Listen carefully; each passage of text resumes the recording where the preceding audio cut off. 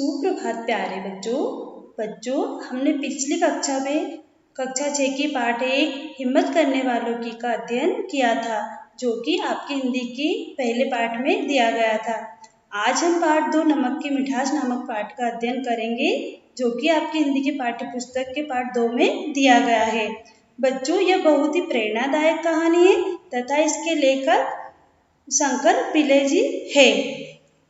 बच्चों, इस कहानी में हम सीखेंगे कि हमें कभी भी अपने आप पर घमंड नहीं करना चाहिए। हमें बिना सोचे समझे कोई भी निर्णय नहीं लेना चाहिए तथा किसी भी वस्तु या विचार को तुच्छ नहीं समझना चाहिए। तो बच्चों, आइए अब हम हमारे पाठ का अध्ययन शुरू करते हैं। पाठ 2 नमक की मिठास। एक राजा की 3 बेटियां थीं। एक दिन उसने अपनी बेटियों को अपने पास बुलाया और उनसे कहा, मेरी प्यारी बच्चियों, लोग कहते हैं कि मैं बहुत बड़ा राजा हूँ। वे मुझे प्यार भी करते हैं और इतना सम्मान भी कि मेरे लिए अपनी जान भी देने को तैयार है। लेकिन मैं यह जानना चाहता हूँ कि मेरी अपनी बेटियां मुझे कितना प्यार करती है। अब बच्चों, इसमें क्या बता दिया गया है कि एक राजा रहता है, उसकी 3 बेटियां रहती है। राजा बहुत ही घमंडी रहता है, उसको अपने आप पर बहुत घमंड रहता है। वह यह सोचता है कि मैं ही सब सर्वश्रेष्ठ हूँ। ठीक है, अब आगे। पिताजी, मैं आपको बहुत प्यार करती हूँ। मेरा प्यार आकाश की भांति अनंत और स्वर्ण की भांति शुद्ध है, बड़ी बेटी बोली। अब राजा की बड़ी बेटी ने कहा कि हे पिताजी, मैं आपको बहुत प्यार करती हूँ और मेरा प्यार आकाश की भांति अनंत है। अनंत मतलब जिसका कोई अंत ना हो, और स्वर्ण की भांति शुद्ध मतलब सोने की तरह बिल्कुल शुद्ध है। ऐसा उसकी बड़ी बेटी ने जवाब दिया। यह सुनकर राजा बहुत प्रसन्न हुआ। पिताजी, आपके लिए मेरा प्यार समुद्र की भांति असीम और हीरे जवाहरातों की भांति मूल्यवान है, मंझली बेटी ने कहा। अब राजा के जो दूसरे नंबर की बेटी थी, मंझली बेटी, उसने कहा कि पिताजी, आपके लिए मेरा प्यार समुद्र की भांति असीम, असीम मतलब होता है जिसकी कोई सीमा ना हो, और हीरे जवाहरातों की भांति मूल्यवान है। राजा की प्रसन्नता का ठिकाना ना रहा। राजा बहुत ही खुश हो गया कि मेरी बेटियां मुझसे इतना प्यार करती हैं। अब आगे। राजा अपनी दोनों बेटियों के उत्तर सुनकर बहुत ही खुश हुआ। अब उसकी तीसरी बेटी की बारी। पिताजी, मेरा प्यार ऐसा ही है जैसा कि एक बेटी का अपने पिता के लिए होता है, सबसे छोटी बेटी ने उत्तर दिया। उसकी सबसे छोटी बेटी ने कहा कि हे पिताजी, मेरा प्यार ऐसा ही है जिस प्रकार और जिस तरह एक बेटी का अपने पिता के लिए होना चाहिए। लेकिन तुम मुझे कितना प्यार करती हो? राजा ने फिर पूछा। तीसरी बेटी सोचने लगी और फिर बोली, पिताजी, मैं इतना ही कह सकती हूँ कि मैं आपको उतना ही प्यार करती हूँ जितना कि आप और मैं नमक को करते हैं। क्या तुम मुझे केवल साधारण नमक के बराबर प्यार करती हो? राजा ने फिर पूछा। हाँ पिताजी, उसने उत्तर दिया। राजा क्रोध से लाल पीला हो गया। लाल पीला होना मतलब अत्यधिक क्रोध में आ जाना। मुझे इस तरह अपमानित करने का फल तुम भुगतोगी, वह बोला। यह सुनकर राजा को बहुत क्रोध आ गया। जब उसकी बेटी ने जवाब दिया कि हे पिताजी, मैं आपको उतना ही प्यार करती हूँ जितना कि आप और मैं नमक को करते हैं, तो राजा को क्रोध आ गया कि नमक भी किसी को अच्छा लगता है क्या भला कभी। अब आगे। अपनी बेटी का उत्तर सुनकर राजा बहुत ही क्रोध में आ गया, बहुत क्रोधित हुआ। उस दिन से राजा ने अपनी छोटी बेटी से बात करना छोड़ दिया। वह उसकी ओर देखता तक नहीं था। समय बीतता गया।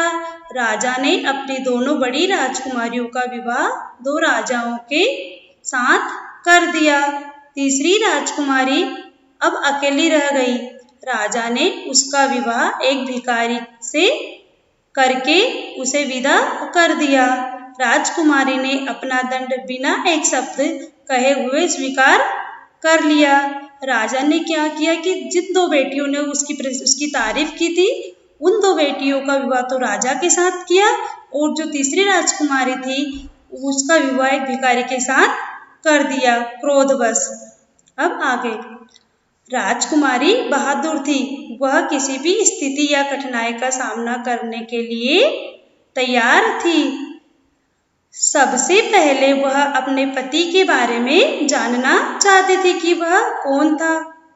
पति ने बताया कि वह वास्तव में वह भिखारी नहीं था, वह इस शहर में नया था और काम ढूंढ रहा था। जब उसे कोई काम नहीं मिला तो लाचार होकर एक दिन भोजन के लिए भिक्षा मांगनी पड़ी। उसी समय राजा ने उसे बुलवा लिया।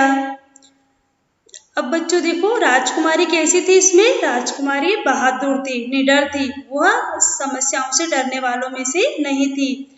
वह किसी भी समय या कठिनाई का सामना करने के लिए तैयार थी। तो सबसे पहले उसने अपने पति के बारे में जानना चाहा, तो उसने पूछा तो उसके पति ने उसको बताया कि मैं कोई भिखारी नहीं हूँ, मैं काम की तलाश में यहाँ पर आया था, तो काम ना मिलने की वजह से मुझे भिक्षा मांगनी पड़ी। अब आगे, भिखारी बना वह नवयुवक बहुत महत्वाकांक्षी था। बच्चों, महत्वाकांक्षी मतलब जिसके अंदर कुछ बड़ा करने की चाह हो, ठीक है। एक वीर और चतुर लड़की को पत्नी के रूप में पाकर वह प्रसन्न था। नवयुवक और उसकी पत्नी शहर से बहुत दूर छोटी सी झोपड़ी में रहने लगे। पत्नी ने कुछ आभूषण पहने हुए थे, उसने अपने सब आभूषण बेच दिए और उन पैसों से एक नया जीवन आरंभ किया। दोनों पति पत्नी ने क्या किया कि राजकुमारी के पास कुछ आभूषण थे, तो उन्होंने उनको बेचकर कुछ पैसे लिए और उनसे अपने नए जीवन की शुरुआत की। अब आगे, उन्होंने थोड़ी सी जमीन किराए पर ली और उस पर खेती करने लगे। फसल अच्छी हुई। अब उन्होंने और जमीन ले ली, उस पर भी भरपूर फसल हुई। इस प्रकार परिश्रम से काम करके धीरे धीरे उन्होंने अपनी खेती बहुत बढ़ा ली। मतलब बच्चों, उन्होंने आभूषण बेचकर जो पैसे आए थे उनसे जमीन किराए पर ले ली, उस पर फसल की, उस पर अच्छी फसल हुई, तो उन्होंने उसको बेचकर और अधिक पैसे आए उनके पास, फिर उनसे उन्होंने और अधिक दूसरी खेती किराए पर ली। इस प्रकार से उन्होंने बहुत सारी खेती किराए पर ले ली और बहुत सारा धन इकट्ठा कर लिया। अब आगे, कुछ वर्षों में ही उन्होंने ढेर सारा पैसा जमा कर लिया। धीरे धीरे वे धनी और संपन्न हो गए। कुछ समय बाद उन्होंने अपना मकान भी बनवा लिया, क्योंकि पहले वो झोपड़ी में रह रहे थे, क्योंकि उनके पास कुछ नहीं था। लेकिन सच्ची मेहनत और ईमानदारी से उन्होंने जब काम किया तो वो अपने जीवन में बहुत आगे तक बढ़े। अब भी वे संतुष्ट नहीं थे, मतलब उनके पास जो भी कुछ था उससे वो अभी संतुष्ट नहीं थे। उन्हें और कुछ आगे तक करना था और करने की चाहत थी उनके मन में। उन्हें अपना परिश्रम, साहस और दृढ़ता से जारी रखा। उन्होंने अपना परिश्रम, साहस और दृढ़ता से जारी रखा। अब उन्होंने अपने लिए एक बड़ा सा महल बनवाया और उसमें राजा की भांति बड़े ठाट और आराम से रहने लगे। इस समय तक उनकी सामाजिक स्थिति बड़ी अच्छी हो गई थी। वे अपने घर पर शहर के प्रसिद्ध और महत्वपूर्ण लोगों को निमंत्रित किया करते थे। एक दिन राजकुमारी ने अपने पति से कहकर भोज का आयोजन करवाया। उसने अपने पिता को भी अपने यहाँ खाने पर निमंत्रित किया।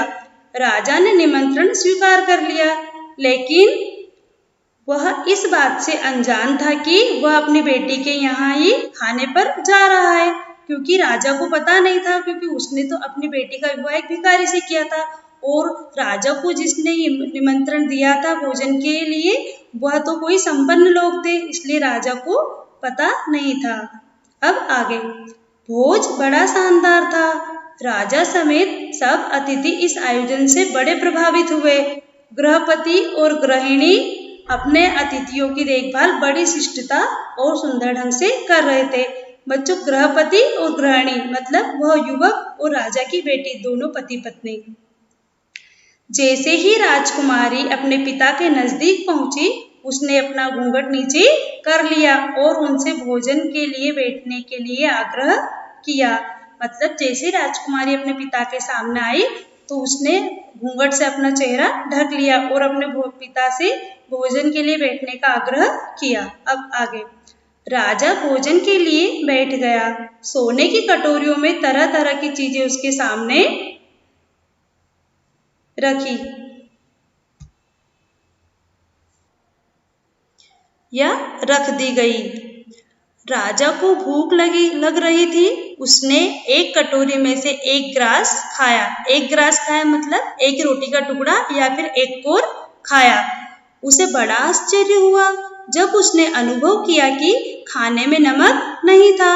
उसने दूसरी कटोरी में से भी सब्जी लेकर चखी, वह भी बिना नमक की थी। इसके बाद उसने बारी बारी से सभी कटोरियों से भोजन लेकर चखा, लेकिन नमक सब में नदारद था। नदारद मतलब गायब था, किसी भी चीज में, किसी भी सब्जी में नमक नहीं था। राजा को बड़ा गुस्सा आया। उसने अपने चारों ओर देखा तो पाया कि बाकी अतिथि तो मजे से भोजन का आनंद ले रहे थे। घूंघट निकाले गृहिणी फिर राजा के समीप आई। उसने बड़े मीठे स्वर में पूछा, महाराज, क्या आपको हमारे यहाँ का भोजन अच्छा नहीं लगा?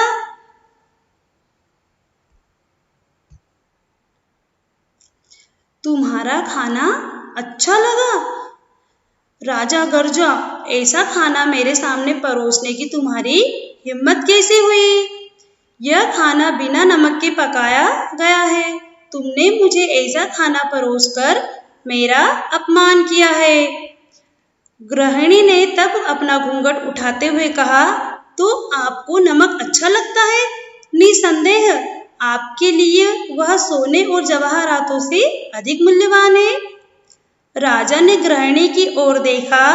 उसके आश्चर्य का ठिकाना न रहा। अरे, यह तो उसकी तीसरी बेटी उसके सामने खड़ी थी। राजा कुछ न कह सका।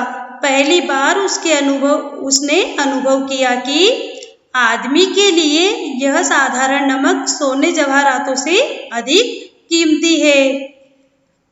मेरी बच्ची, राजा ने राजकुमारी से कहा, मेरी मूर्खता के लिए मुझे क्षमा कर दो।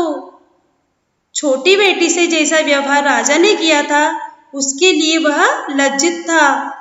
अब वह अपनी गलती को किसी तरह सुधारना चाहता था। उसने छोटी राजकुमारी और उसके पति को अपना सारा राज्य दे दिया और फिर वे सब आनंद पूर्वक रहने लगे। तो बच्चों, इस कहानी से हमें क्या शिक्षा मिलती है कि हमें बिना सोचे समझे कभी भी कोई निर्णय नहीं लेना चाहिए। इस प्रकार से हमारा यह पाठ पूर्ण हुआ। अब इस पाठ को आपको घर पर अच्छे से पढ़ना है, इसको समझना है, ठीक है। और ये इसके लेखक के शंकर पिल्ले जी है, ठीक है। अब यह पाठ आपका पूर्ण हुआ। ओके, बाय बच्चों।